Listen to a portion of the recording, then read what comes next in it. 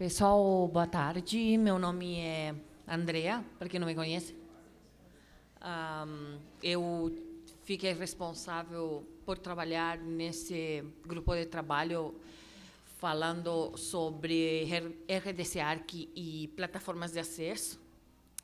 É importante dizer para vocês que um desses assuntos é tema que eu estou pesquisando agora, então, na verdade, tudo se veio a calhar.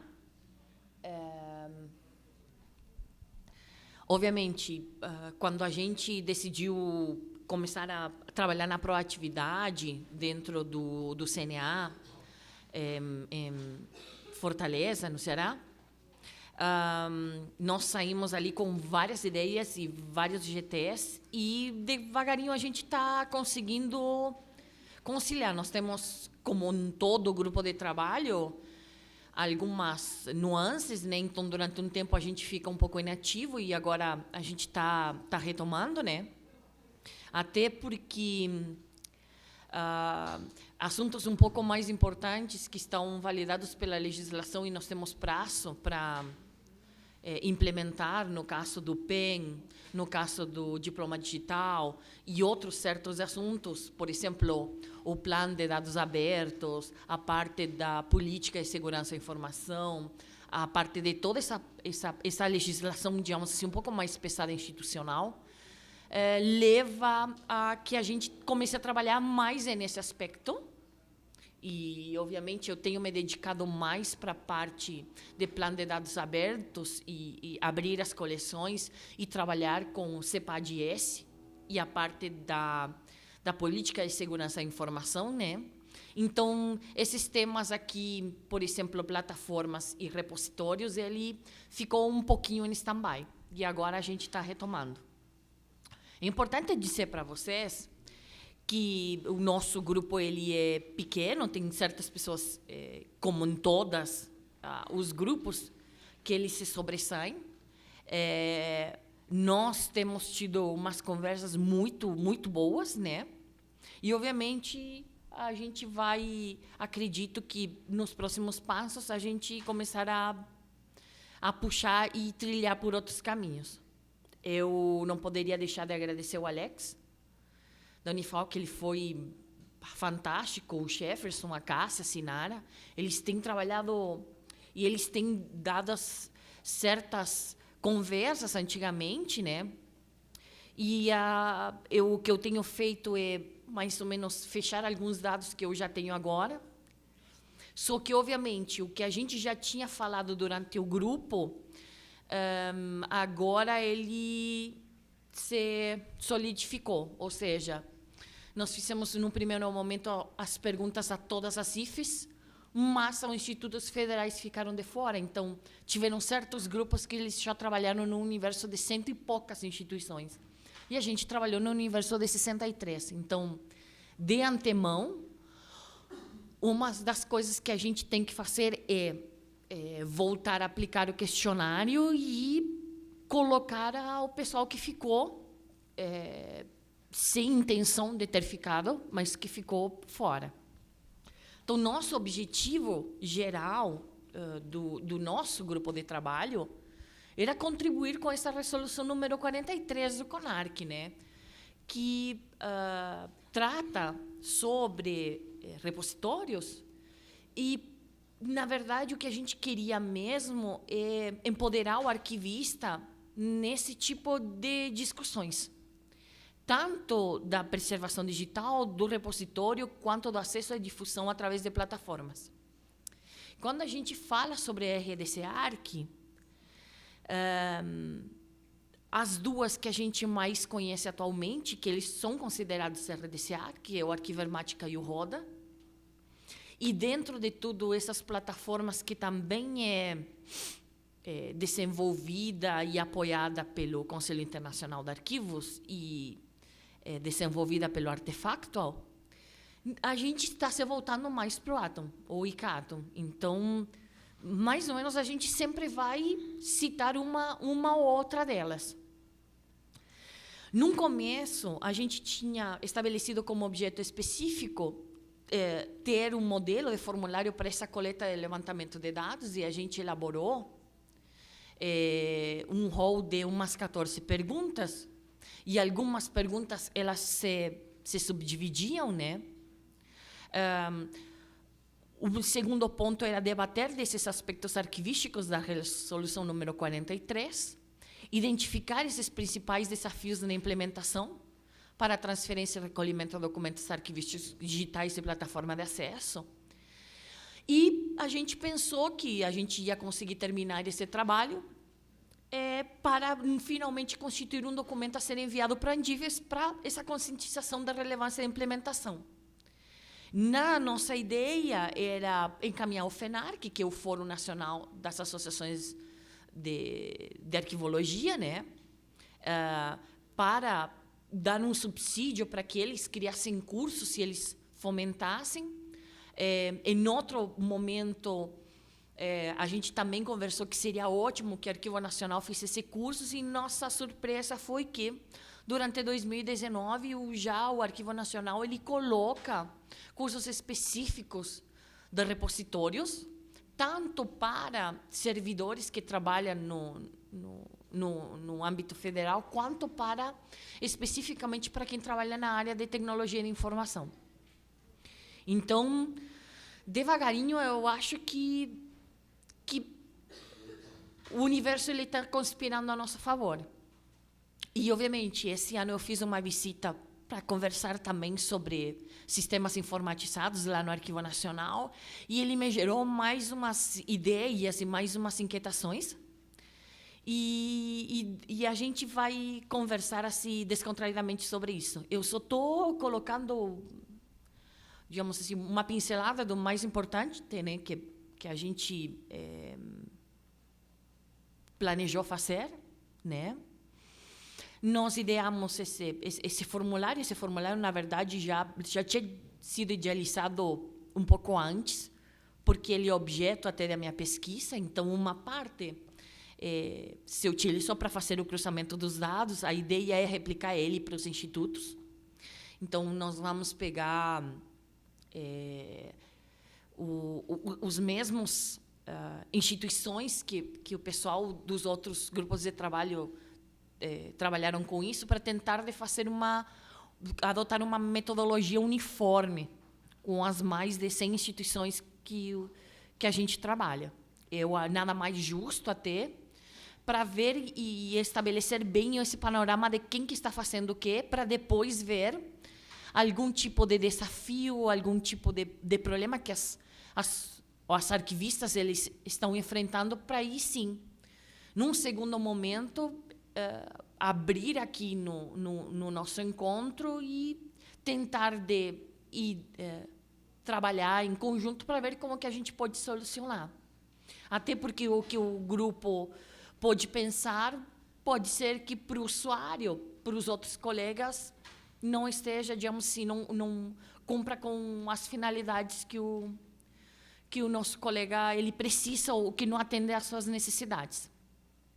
Nós enviamos esse formulário para as IFES através do ESIC, que a gente tinha uma forma muito boa de controlar quem que recebe e quando que o pessoal responde, né?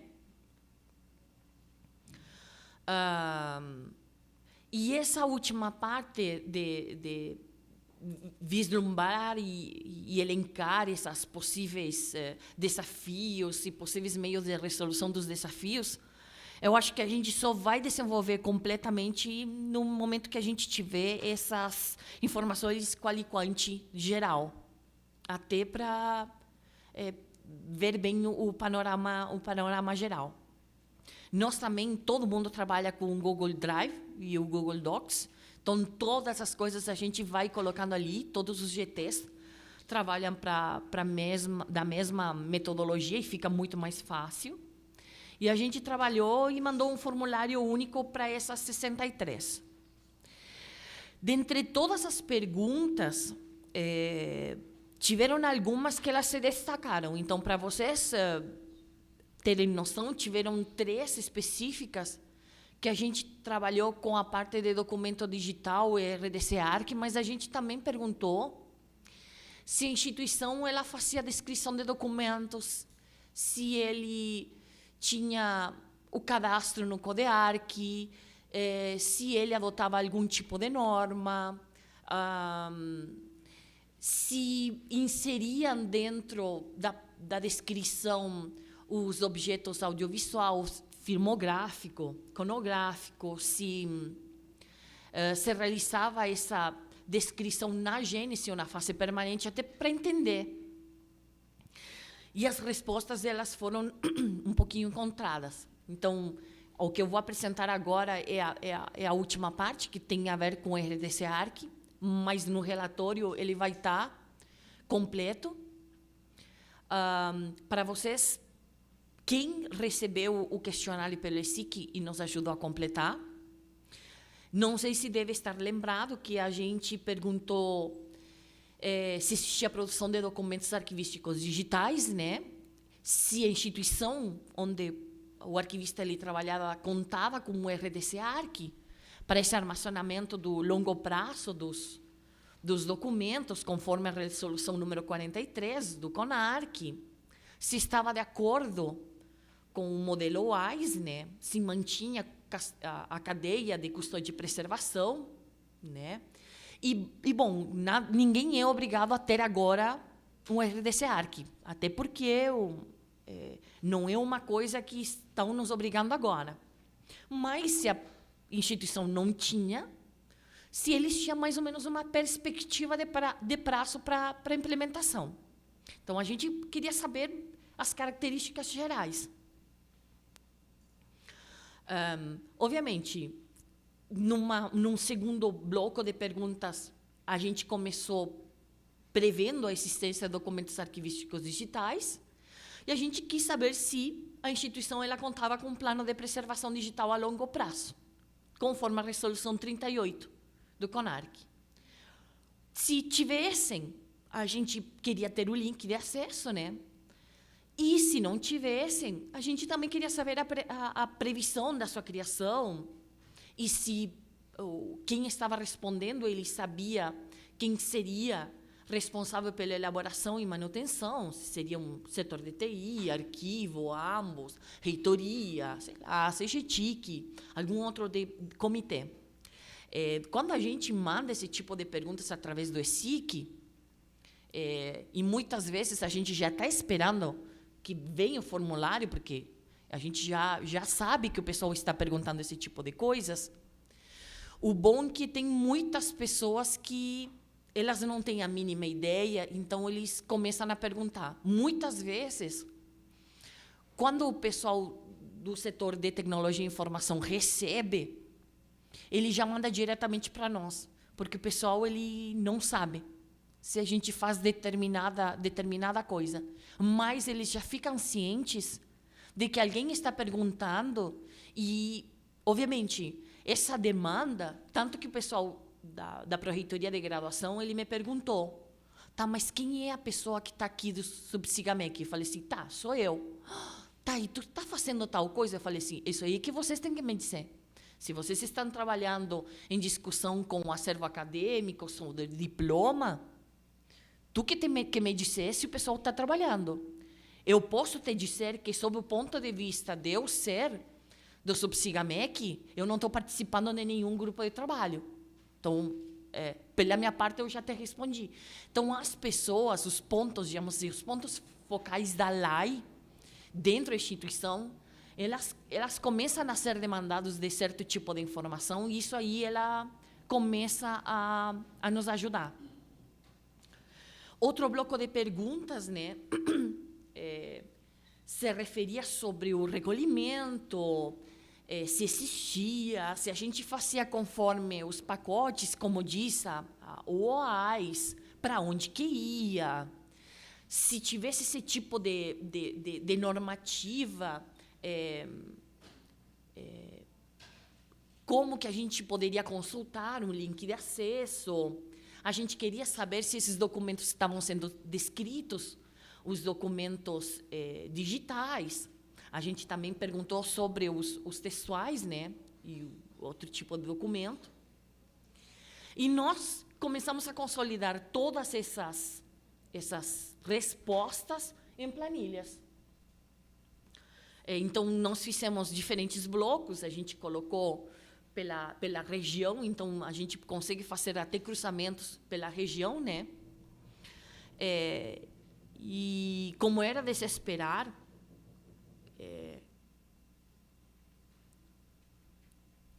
a maioria das instituições, elas não contam com o RDC Arc. Então, a gente já vê, por esse lado ali, que nós temos uma certa dificuldade. Mas a gente não tem certa dificuldade só porque a gente não conta com o repositório. Pela pesquisa que a gente faz, a gente começa a ter dificuldade porque a gente está produzindo documento digital, mas a gente não tem nenhum tipo de política. Então, a gente não está aparecendo em nenhum lugar. Para vocês terem uma ideia, nesses 40 questões que a gente enviou, e sendo que somente 3 se relacionavam com o RDC Arc, tinha mais 2 sobre descrição de documentos, a gente chegou a perguntar as características da equipe técnica. Se tinha arquivo, se tinha CEPAD, até para saber e instigar esse tipo de informação e que quem respondesse, ele tivesse alguma ideia. Muito poucos de nós temos políticas. E nós conhecemos muitas pessoas que já criaram política, mas ela, por algum motivo, ela não passou para frente, não passou adiante. Nós temos as nossas atribuições do arquivo há 4 anos prontas. Acabou de passar e ser inserido no regimento da instituição, recém há uns meses atrás, este ano, sendo que ele já estava pronto há muito tempo. Então, a gente sabe que, muitas vezes, nós não somos tratados como prioridade. Mas não é por isso que a gente não vai insistir e não vai forçar. Então, das 63 universidades que nós enviamos e foram questionadas, 8 elas não responderam. E tiveram mais instituições que elas não responderam nos últimos blocos. Então, eles não souberam informar. Mesmo assim, de todas as 62 respostas que a gente recebeu, a gente dá para fazer algum tipo de análise, panorama. Depois eu conversei pelo WhatsApp, que um arquivista recente tinha assumido. Então, ele já tinha me adiantado que a universidade dele não tinha nada. Então, a gente, nesse caminho, que se refere à tecnologia, a gente está um pouquinho atrás. Essa dificuldade que a gente apontou, sem querer, a gente tentou de fazer um segundo bloco, e esse segundo bloco ele demorou. Então, ele já está previsto agora para 2020, terminar de fazer aquele levantamento. Quem sabe, em vez de mandar as 14 perguntas em blocos, a gente não faz separados, em 3 blocos, até para que não seja tão pesado, né, a resposta, né, e que o pessoal consiga ter maior agilidade na resposta através da LAI. Nos faltaram nos institutos federais, então a análise ela não ficou completa. Quando a gente perguntou que sistema que o pessoal utilizava, que sistema como plataforma de acesso aos documentos, nós utilizamos muitas plataformas. Porém, nenhuma delas ela atende completamente o EARC Brasil. Elas são sempre parciais. Vocês podem ver que tem muitas que elas estão com o número 1 ao lado, que elas são sistemas específicos de cada universidade. Então, dificilmente elas vão conversar com outro tipo de sistemas, a não ser com eles mesmos. Até tem aqui o pessoal utiliza Excel como plataforma. Quando a gente pergunta se existe uma perspectiva para que esse sistema ele atenda esses requisitos, para que possa produzir documentos digitais autênticos, fontes de prova com segurança, somente 3 universidades apontaram o biênio 2019 e 2020. e a maioria não apontou nenhuma previsão.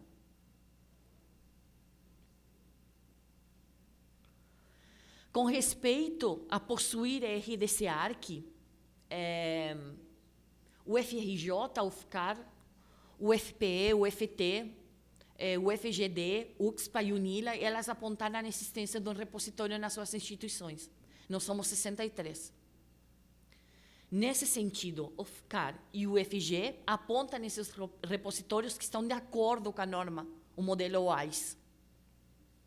E a gente tem que ver no universo de 63 universidades. E nem vou colocar essas duas no universo de 100 e poucas, só no universo de 63. E somente uma delas mantém a sua custódia, a cadeia de custódia e de preservação. Obviamente, isso aqui foi levantado há um tempinho, há uns meses, uns bem meses atrás, se não me engano, no final de 2018, por ali. Então, pode ter mudado o panorama. Eu acho importante que, pelo menos, esse tipo de perguntas a gente repita só para atualizar, porque pode ter mudado. Mas ainda não é um assunto que qualquer um de nós domine. Uma das perguntas, elas teve que ser retirada, na verdade, ele nem contou na contagem, porque ela veio muito tempo depois. E eu tive que mandar por e-mail, porque a instituição ela se negou a me responder através do ESIC. Então, tem uma universidade que sim, que ela está estudando RDC-ARC, e ela já está fazendo teste, que seria o arquivo EMATICA. 14 universidades elas apontaram que estão realizando estudos ou que possuem a previsão de um RDC-ARC no próximo biênio. Algumas já apontaram até o nome, que seria arquivo EMATICA. Linkado a essa pergunta, e sim, existia também um plano de preservação digital a longo prazo, plano de preservação, algum tipo de política, mas a gente focou especificamente em um tipo de plano. 2 instituições nos informaram que possuem, e outras 2 estão em fase de elaboração.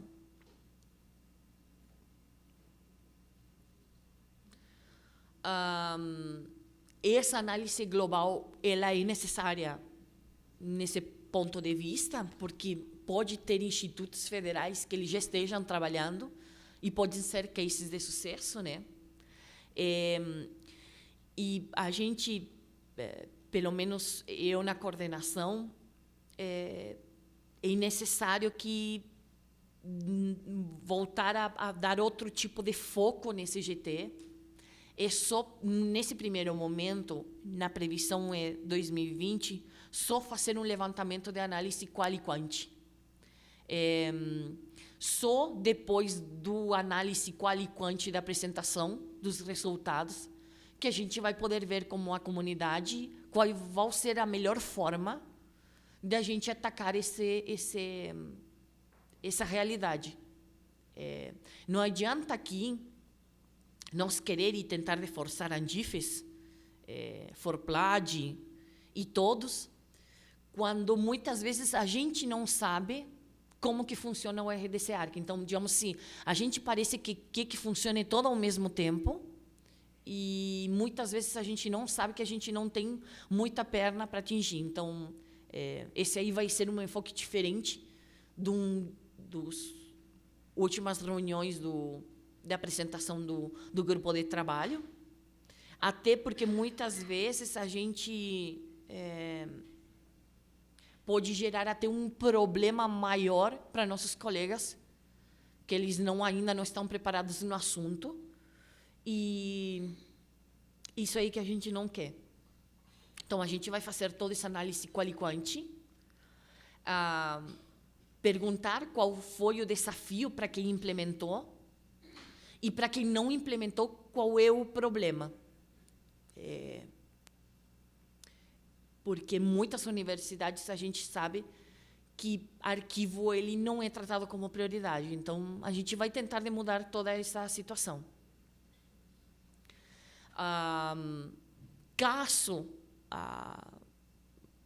a comunidade de arquivistas da CIFES ele acha importante, a gente pode encaminhar para a Andifes, para o FENARC, para que realize cursos, ou para o próprio Arquivo Nacional, para que ele realize mais cursos.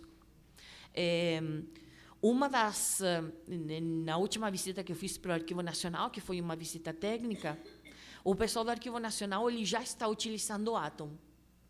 E ele está fazendo um diretório de instituições ou de acervos ainda em arquivos públicos.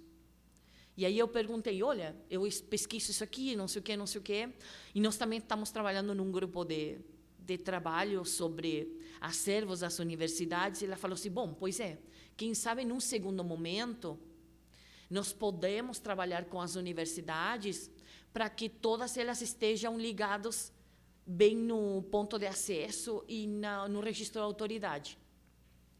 Então, dessas conversas, o que acontece? A gente está falando sobre documento digital, plataforma de acesso, mas a gente não está descrevendo. A maioria de nós, a não ser aquelas universidades que têm uma equipe grande, que elas já podem pensar na parte da produção do documento digital e de políticas, muitos estão trabalhando ainda nas massas documental acumulada. Muitos estão tentando de conter o prejuízo. O que acontece? No geral, das 63 IFES, poucas que têm um CODEARC.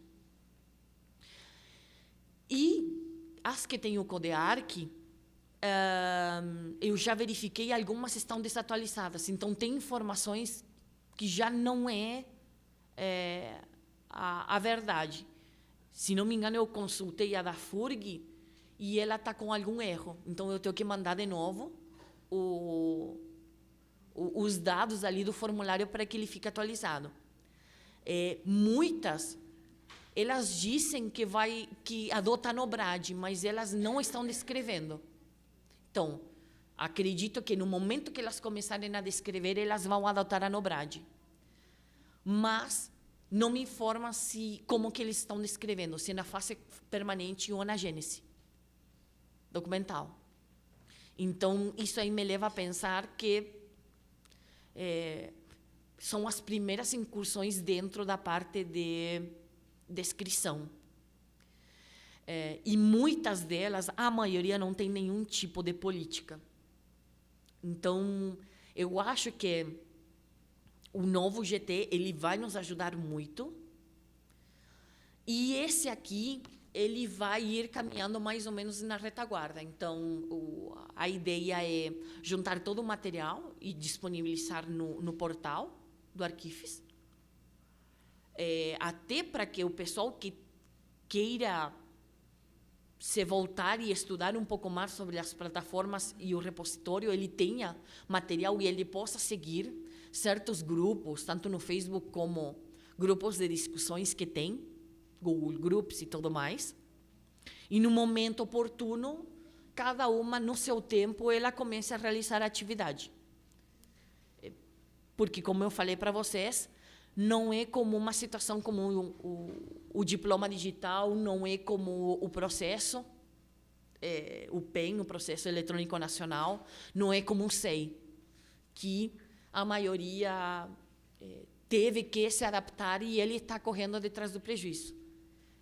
E tem ainda instituições que elas não fizeram nada, elas já assinaram no termo de compromisso, mas eles não começaram nem a fazer estudos do SEI. Então, nós temos uma disparidade grande em comparação com a ONB, que ele já está, eu acho que há anos-luz, graças a Deus, pelo menos o pessoal fez um excelente trabalho e está fazendo. Tem algumas que não. E, obviamente, com esse trabalho, a gente, sim, pode dizer para o Arquivo Nacional, para ir colocando nos cursos de capacitação, por exemplo, da RDC-ARC, um módulo de plataforma, para que ele faça o link e aí as pessoas que eles vão fazendo o curso, elas possam ir fazendo a capacitação. Por enquanto, elas são umas respostas um pouco simples, né? Até porque não é o panorama geral. E isso aí eu me comprometo a fazer agora em 2020 para encaminhar e deixar tudo qual e quante. E os desafios na implementação, que isso aí a gente tem que entrar para o setor de arquivo, cada um, e perguntar qual é. É uma coisa que tem que ser um corpo a corpo com as 103, 107 instituições. A gente não poderia fazer esse trabalho se não fosse a Tiara e o Pedro puxando. É impressionante. A gente sempre precisa, muitas vezes a gente é motor e outras vezes a gente precisa que alguém movimente a gente. Então, a gente também não poderia fazer o trabalho se não é por vocês, porque teve muitas pessoas que foram e correram atrás das perguntas para responder. Muitas vezes, tu é de que instituição? Tal. Será que vocês não receberam isso aqui? Então, tiveram várias pessoas que correram atrás. Olha, vê se tu já recebeu, porque o chefe falou que já te mandou. Que já mandou. Então, assim, a gente sabe como é que esse trabalho é de formiga. Mas a única forma de fazer esse trabalho é assim. Devagar. Isso aí eu aprendi durante esse ano.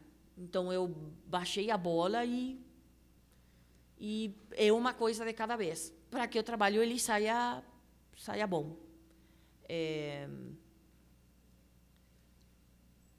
Tem dados que eles ainda não foram analisados pela magnitude. Eu acho que estou esperando agora o resto para analisar todos de uma vez. Nós temos a possibilidade, que eu já tinha falado, em contato com outros colegas e outros arquivos que estão trabalhando no Arquivo Nacional. Eu acho que a parte de nós estar todos juntos em um átomo com o ponto de acesso, ele é um futuro que se vislumbra. O pessoal ele está esperando no Arquivo Nacional, e pelo menos com as pessoas que eu falei, elas sabem que a gente vai fazer esse trabalho, devagarinho ou não, e eles estão dispostos a nos dar todo tipo de apoio na parte da descrição.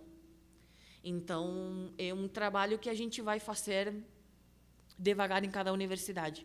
Pelo menos que eu percebi nas conversas que eu tive.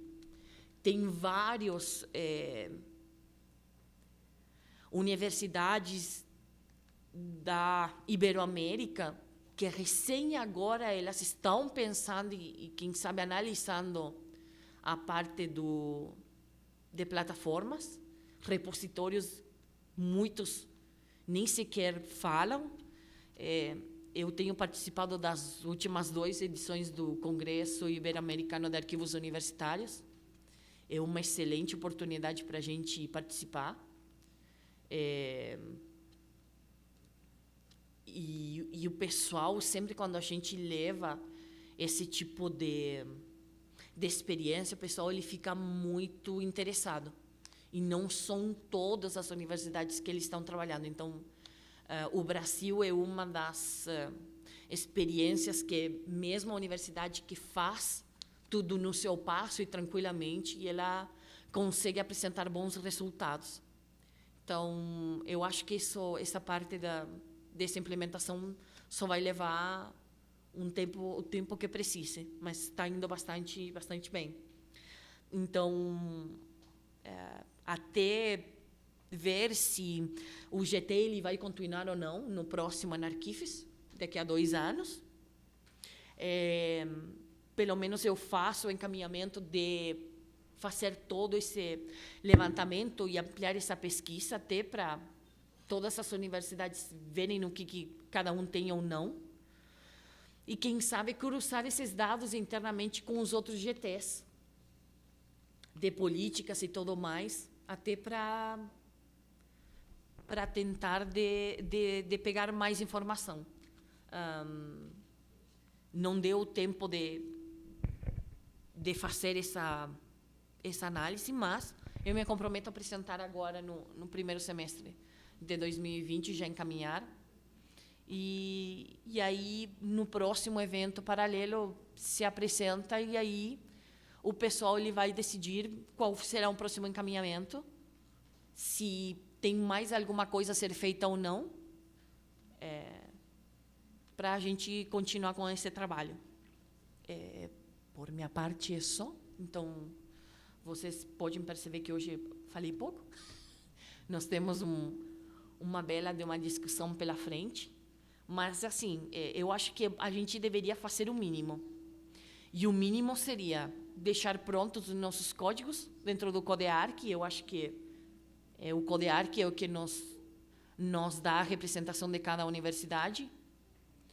E as pessoas mandam uma vez e depois elas esquecem e não atualizam os dados. Então, tem informação errada dentro do CODEARC, tem. A maioria dos códigos são das nossas universidades federais. Então, fazendo uma conta de quantas somos institutos e universidades, nós temos até bastante força. E nós temos excelentes cases de sucesso de universidades que elas têm começado a trabalhar com plataformas e eles mesmos fazem cursos para fazer a parte da divulgação e da capacitação. Então, eu acho que na parte de plataformas nós estamos muito bem. Porém, a gente não está publicizando. E outra coisa, quem utiliza, por exemplo, o Atom, ele não está indicando para o artefato ao que ele está utilizando. Então, a gente não está aparecendo no mapa de usuários. Então, essa aí é uma das coisas importantes de quem usa, que, por favor, comunique para aparecer no mapa de usuários. Até porque qualquer informação que a gente retire desse mapa de usuários, dessa lista de usuários, ela vai estar incompleta.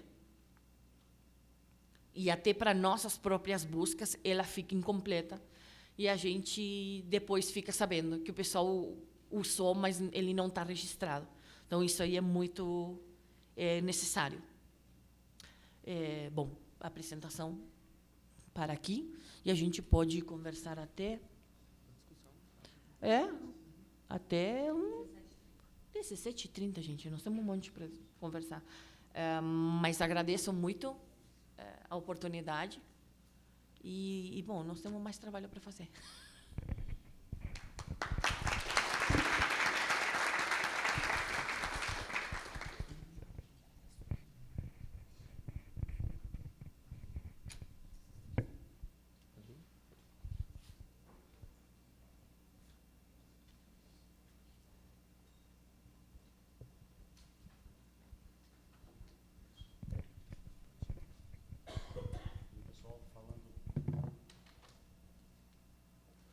Hoje, mas amanhã eu paro de falar, praticamente, né?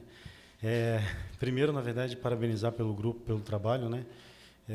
As discussões sobre a questão do RDC-ARC e da implementação de repositórios não é nova, né? A gente tem acompanhado isso. Desde 2014, a gente teve... houve esforço dentro da UNB lá para a gente poder discutir isso com a presença do professor Daniel Flores, inclusive. São discussões que ajudaram e ajudam a gente a entender o documento digital de forma muito melhor, né? Então, tudo é muito positivo.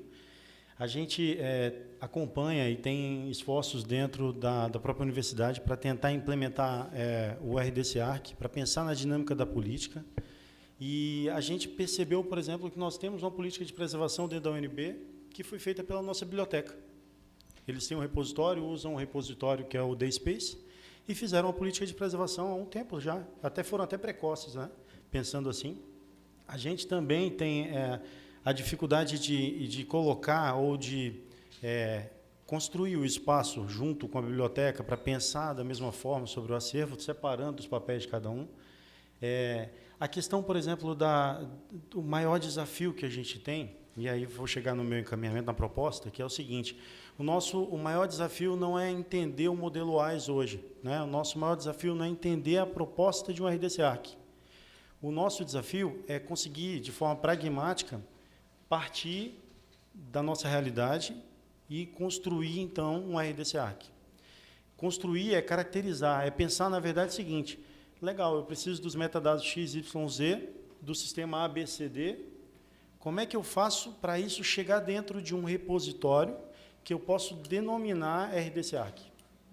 Porque conseguir conectar com o nosso Atom, a gente consegue. A gente tem quase, acho que, 25 mil registros dentro do Atom, né, da UNB, com muito conteúdo. E aí vem, na verdade, uma proposta que está alinhada um pouco com o que você disse agora no finalzinho, que é o seguinte: é a gente pensar no encaminhamento de trazer para o Enarquifes, talvez estudos de caso sobre o funcionamento do RDC Arc em instituições que são factíveis, para que a gente consiga olhar e falar assim: poxa, na minha instituição eu não tenho esse modelo, mas se eu usar isso aqui, talvez eu consiga chegar do outro lado. A gente já tentou visitas técnicas, nós já tentamos visitas técnicas, já fizemos muitas pesquisas, e normalmente você não vê, não tem, pelo menos eu não tenho registro disso, né, de uma cadeia de custódia e de preservação do início ao fim. Se eu pensar da dificuldade se existe SIGAD ou não, eu tenho uma dificuldade enorme para falar sobre a existência de SIGAD, né, como conceito, não estou falando só como sistema. Eu tenho uma dificuldade enorme para pensar um SIGAD se comunicando com a RDC Arc, que é um outro conceito. Então, aonde a gente pode ver isso? Então, a proposta é que a gente tente, de alguma forma, compartilhar. Eu não estou falando da UNB, estou falando de casos de sucesso, para que a gente possa amadurecer junto nisso e pensar na preservação de forma sustentável ou aplicável, né, execuível, né? Acho que essa é a ideia. Obrigado.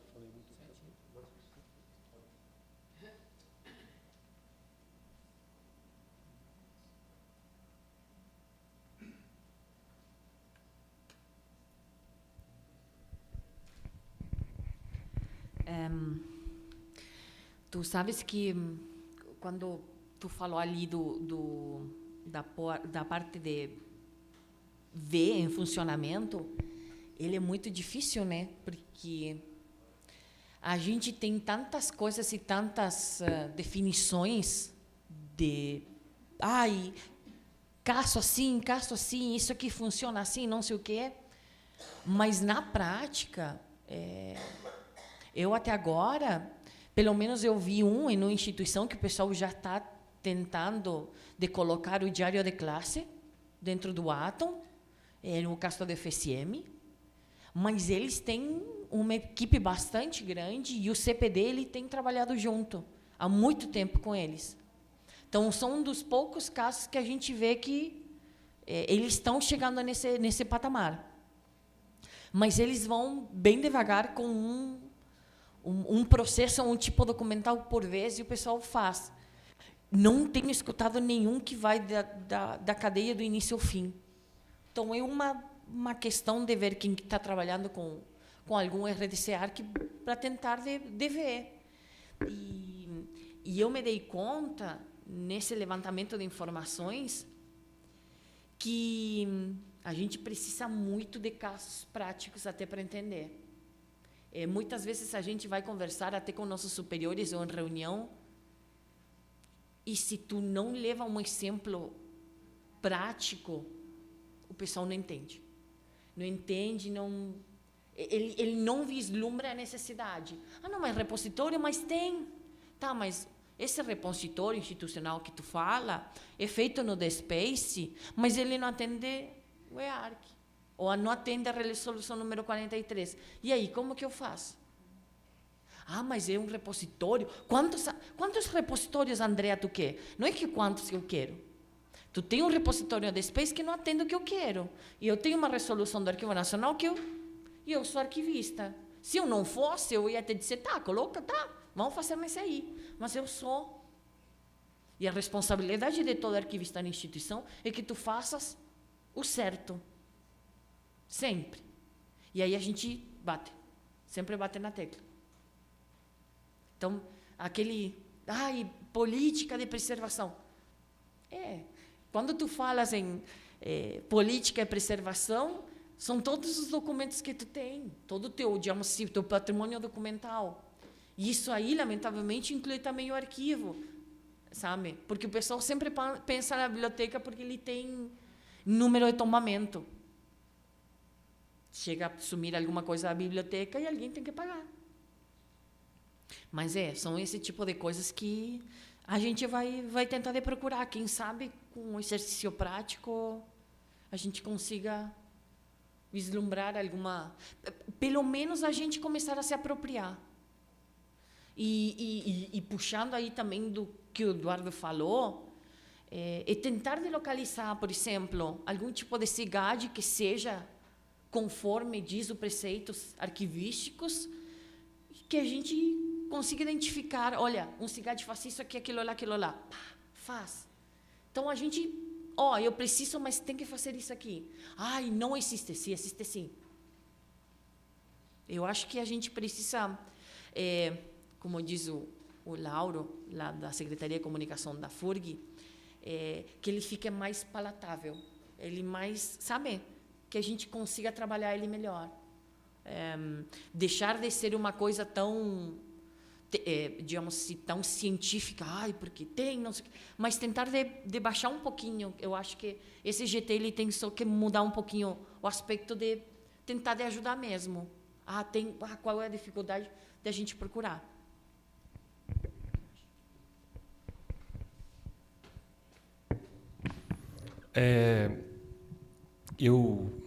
Eu acho que talvez uma das proposições que eu consegui imaginar aqui em relação a... porque me parece que, você vê, de fato, o que é necessário é pensar isso, digamos que... isso aí que deveria ter um prazo de 24 meses, né? Ou algum tipo de recurso necessário para a execução, né? E não a digitalização. Quer dizer, nós estamos na maioria de nós, fazendo a digitalização dos processos, né? O processo de virtualização, implantação de PEM, sem necessariamente possuir o repositório, que é o que a teoria tem apresentado enquanto ferramenta fundamental para permitir a preservação. A gente está mais, em geral, digamos que preocupado com digamos que uma questão administrativa, que seria da implantação do PEM e tudo mais, não que não seja importante, do que com a preservação. E assim, aí é interessante, né? Se você for pegar o conceito de gestão de documentos, e às vezes na faculdade eu achava que era um negócio assim, de você estar lá com a informação para a decisão do gestor e tal, mas me parece que isso é uma apropriação equivocada assim, do conceito, porque o que está previsto em termos de descrição, né, do conceito de gestão de documentos, está falando lá que são as ações, medidas, visando a preservação. Quer dizer, claro que frustra muita gente, que às vezes que quer ter uma coisa assim, de estar envolvido com a administração, olha só essa informação. Mas, na teoria, o que está sendo proposto em termos de gestão visando a avaliação, eliminação ou guarda permanente, né? Então, nós estamos aqui consumindo tempo, dedicando em torno da questão do PEN, essas coisas, sem avançar nisso aqui. Então, eu acho que a gente não a Andrea fez uma colocação em relação à preocupação da gente exigir, fazer uma interlocução com a Andifes, e aí a gente gerar algum tipo de prejuízo, né, para os colegas e tal, mas eu não acho que a gente precisa trazer responsabilidade para si do fato da gente não estar capacitado, que na condição de trabalhador a instituição tem que nos oferecer capacitação. Agora, enquanto coletivo, a gente pode sim fazer uma intermediação, uma interlocução com a Andifes e falar, existe essa ferramenta é indispensável para que o direito à memória, o direito à história e direitos, enfim, difusos e coletivos que estão em documentos sejam preservados, né? Eu acho que a gente tem que fazer essa interlocução exigindo, inclusive, ofereçam capacitação, né? Vamos pensar aqui, as pessoas, a gente admite que, enquanto indivíduos, a maioria de nós talvez não esteja capacitado, mas o coletivo organizado entende que essa capacitação é necessária para que isso seja implantado.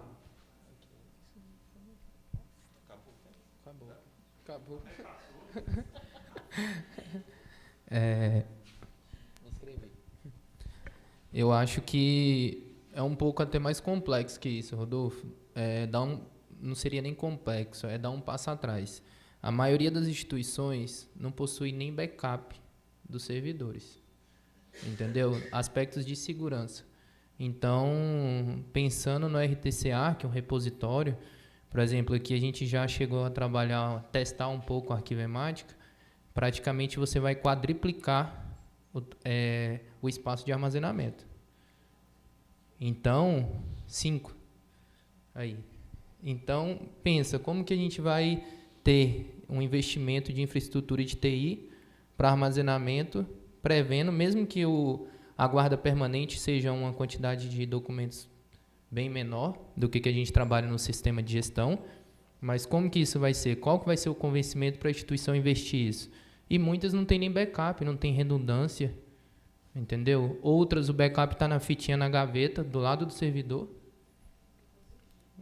Eu acho que a gente tem que discutir um pouco antes também essas questões, antes de ir além e também apropriar, muito bem que a Andrea falou, do conhecimento para a gente fazer esse convencimento.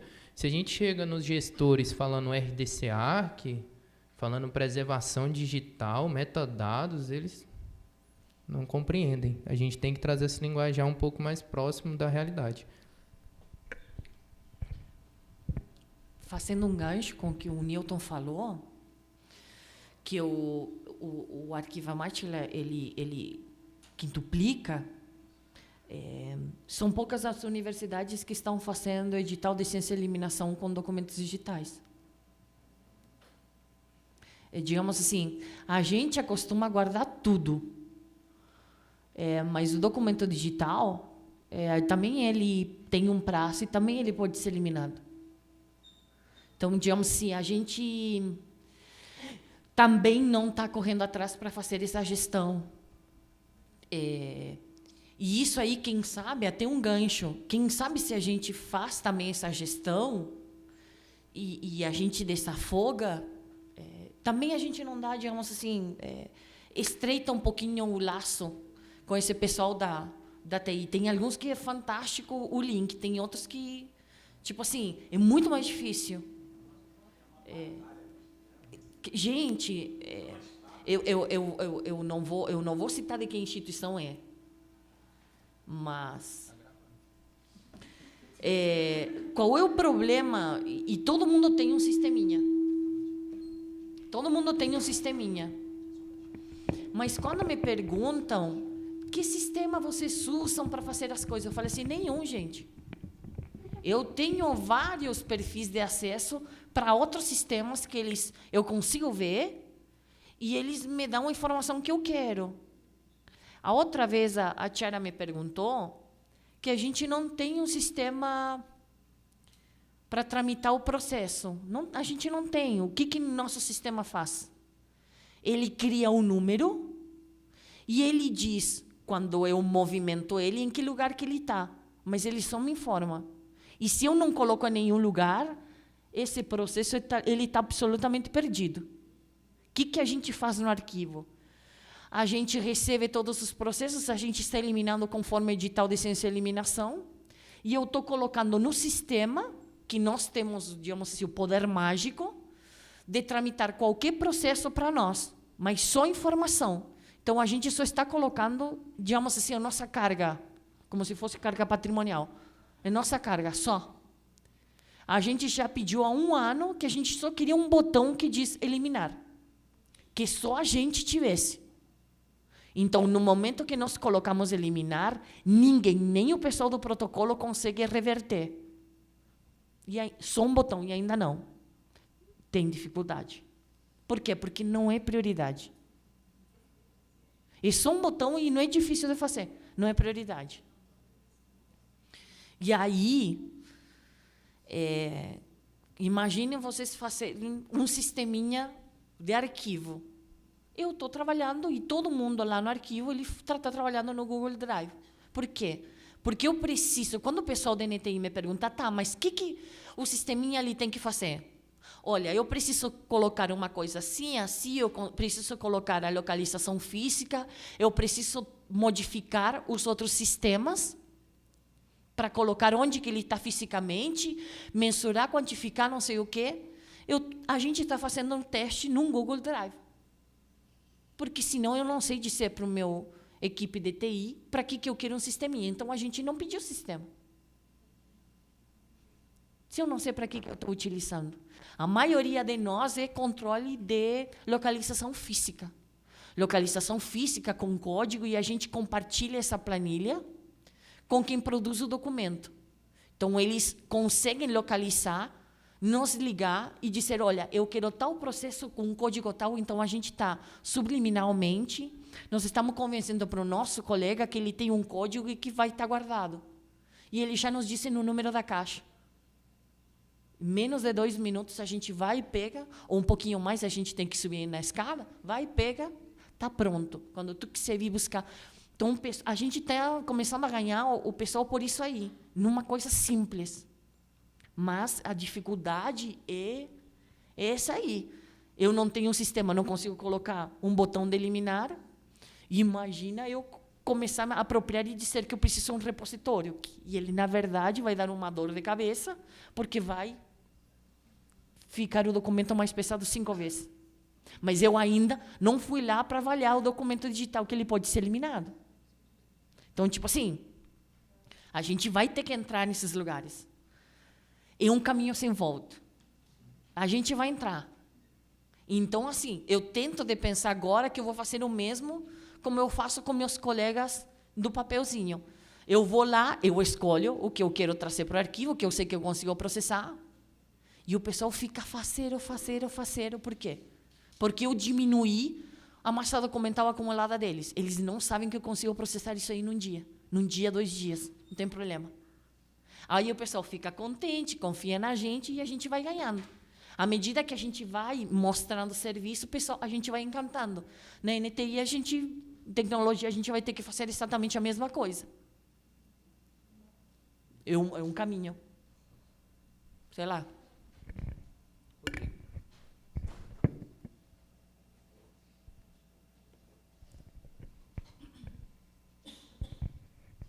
Pessoal, só para complementar, né, assim, a gente não precisa discutir aqui a questão da teoria em relação ao que justifica o que é o documento digital, ou como ele vai se consolidar, né, qual é o momento da produção. Isso é importante, a produção, o uso, o arquivamento. Né, acho que a gente tem uma compreensão bem uniforme sobre isso. Né. O ponto que eu queria tentar acrescentar é o seguinte: a gente estabelece o tempo inteiro estratégias para a gente fazer alguma coisa na nossa instituição. E as estratégias são variadas, e hoje a gente está falando mais cedo ali, elas são recortes para cada instituição. Ver um modelo, a Andréia apresenta, é muito interessante, mas a minha realidade vai me expor a uma tomada de decisão completamente diferente da dela. E a questão, na verdade, é a seguinte: a questão é que a gente vai se colocando realmente nos lugares para poder falar de arquivo, e é um compromisso que tem uma ida e uma volta, né? Vai se colocando e a gente vai fazendo uma pergunta, vai apresentando um encaminhamento, e aí eu vou trazer só o ponto da relação com a TI, onde você consegue estabelecer uma relação de confiança com a TI, você é arquivista, a TI está entendendo o que você quer, e aí a gente vai falar de questões como essa do RDC-ARC. E a gente, então, fala, TI, olha, eu tenho que falar de preservação digital. Eles falam, pô, legal isso. Entendi que vocês precisam desse modelo WISE, parece bacana. Tome o recurso. Está aqui um storage. Aí você olha, então, para aquele storage e fala assim, legal, bacana, me deram storage, e agora? Quantos dias eu vou ficar sem dormir? Porque agora eu não sei o que fazer com storage. Pessoal, um storage, só para melhorar a nossa comunicação, é R$1 milhão. É dinheiro público. Se a gente não conseguir se manter ou manter ativo a ponto de pensar que essa pactuação é um caminho de ida e volta, onde a gente estabelece um compromisso e ele vai e volta o tempo inteiro, onde a gente tem que trabalhar para tentar se capacitar, como o Rodolfo falou, capacitar num nível que seja funcional e de alguma forma a gente consiga implementar, a gente vai ficar exposto a situações como essa. Eu tenho uma dificuldade hoje com a minha equipe, que é o seguinte: que perguntas eu vou fazer à TI para que ela entenda ou para que ela implemente o RDC-ARC? Eu consigo dizer para eles o que eu preciso? Ah, eu vou ler, então, todo o modelo AIS lá de novo para ver. Olha, eu preciso dele funcionando. Ele fala, está aqui. Pessoal, está nesse nível. A TI, ela pode ser parceira. Ela pode ser parceira como é para a gente. A gente tem que, na verdade, tentar construir esses elos para pensar o início, meio e fim. Produção, uso, arquivamento e preservação, que, na verdade, está permeando tudo, né? Só que a gente é que está apresentando esse modelo para eles. Então, como é que a gente se comunica de uma forma que eles entendam? O que eu vou pedir para eles? O que eu vou pedir para eles? Então, hoje, na verdade, é você pensar assim, ó, eu reivindico um storage para colocar um arquivo emática lá dentro. Massa. Como é que eu mando de um sistema qualquer? Porque eu estou falando aqui, a gente fala do PEN. Quantos sistemas tem na nossa instituição? Quantos sistemas tem na nossa instituição? Quantos produzem documento de arquivo? Então, a gente tem dificuldades enormes. O cenário ele é propositivo, a gente tem que continuar tentando. Eu acho que essa é a questão, sabe? E isso o GT está tentando expressar isso de uma forma muito consolidada. A gente tem um desafio, e a melhor forma de ver isso é tentar materializar, é modelo para que a gente veja funcional, e a gente consiga aprender em cima de tudo isso. Né? Porque senão a gente não sabe o que fazer, que perguntas fazer. Ou a gente não sabe nem o que orientar a partir de então. Bacana? Obrigado, gente.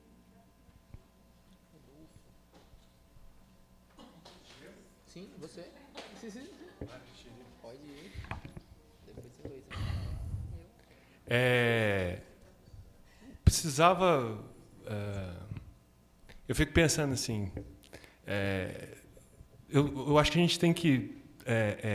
claro que é muito válido a gente compartilhar nossas experiências individuais, né, as estratégias que cada um se coloca, né, fazer algum tipo de contribuição que é motivacional, mas as coisas não se reduzem a isso, né?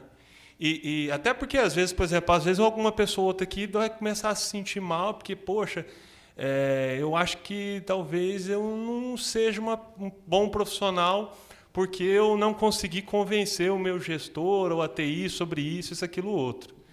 Né? Então, acho que é uma preocupação, mas não é só isso. Eu acho que, e principalmente, senão não faria sentido a gente se reunir enquanto coletivo, e um coletivo profissional. Né? E aí, nesse sentido, eu acho, por exemplo, se apropriar de termos e conceitos da TI é pertinente, mas tem um limite. Então, por exemplo, storage, backup, redundância. Assim, eu não sei, mas uma ferramenta de trabalho é arquivo deslizante. Alguém que se apropriou de taxa de fundição de metal para constituir arquivo deslizante, dinâmica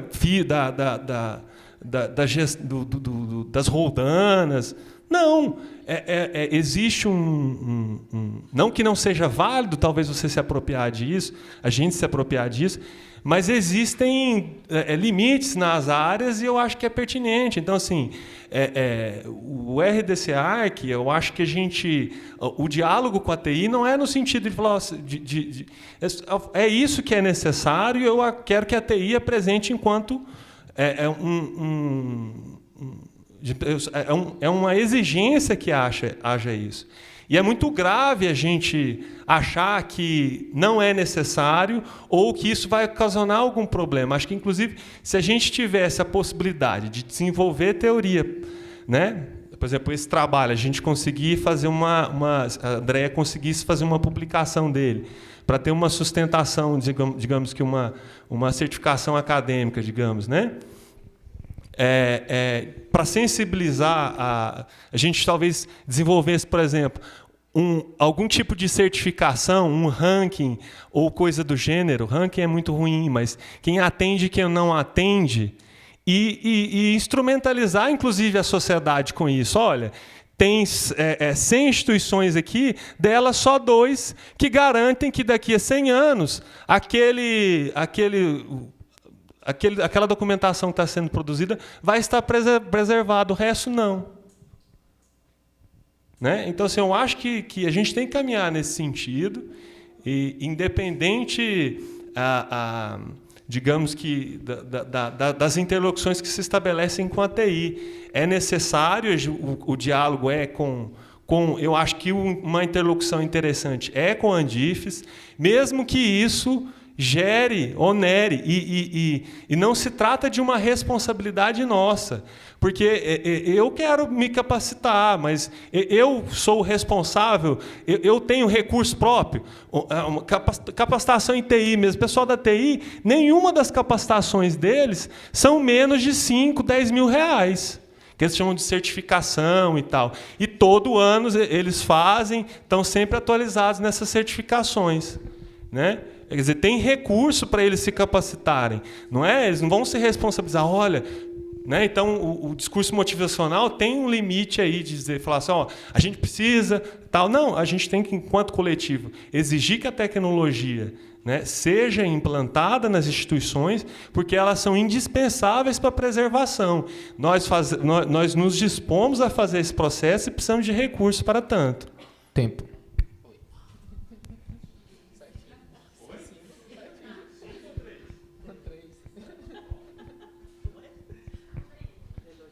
Mais alguém, pessoal?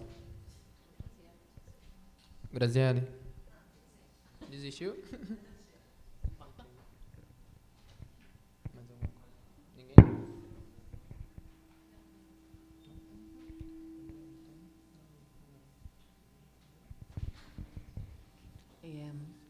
Pessoal, eu agradeço muito por vocês terem ficado comigo, não me deixado só, não me deixem só. Por favor, pelo amor de Deus, que ainda nós temos que terminar as coisas. Porque a gente tem que saber quem que está fazendo o quê. Porque é a quem que nós vamos pedir ajuda? Entre nós. É assim que a gente faz. Então, é por isso, não me deixem só. Desculpem qualquer coisa. E, bom, a gente continua nosso evento de suco mais tarde. Quem sabe? Não gostei da risada, gente. A gente está muito natural, mas não entendi. Mas tudo bem. E a gente se vê amanhã, então. Obrigada por não... por favor, amanhã chegue na hora, por favor, né?